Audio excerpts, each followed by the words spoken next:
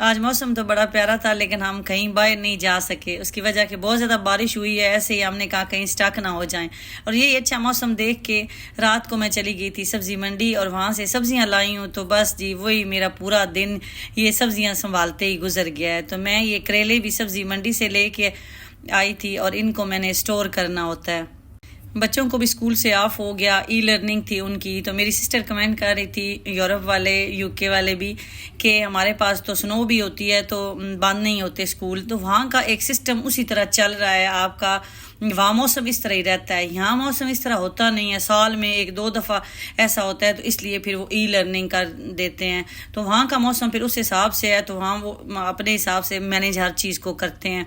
तो यहाँ भी बारिश कुछ ज़्यादा ही हो गई है इस दफ़ा। दो बारिशें हो चुकी हैं इस सीज़न की, तो दोनों ही अच्छी खासी बारिश हुई है। तो इसलिए फिर वो ई लर्निंग कर देते हैं, स्कूल से ऑफ कर देते हैं।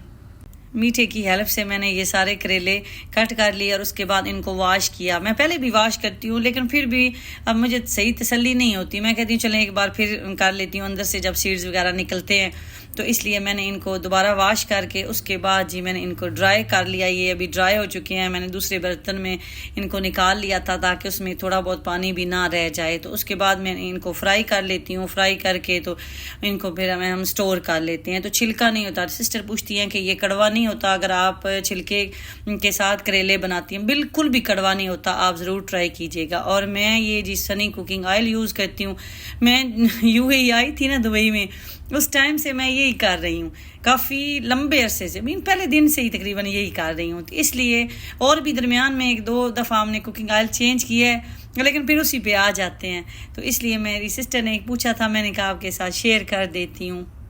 एक सिस्टर पूछ रही हैं कि रेंट कितना आता है, हस्बैंड वाइफ दो लोग हों। आपने स्टूडियो फ्लैट तो फिर भी लेना है, या आपने फिर जैसे शेयरिंग में होता है विला के अंदर रूम, वो लेना है। तो वो रूम भी आपको पानी बिजली के साथ अगर आप दुबई में लेते हैं ना, तो 1500 से 2000 दिरहम तक का मिलेगा।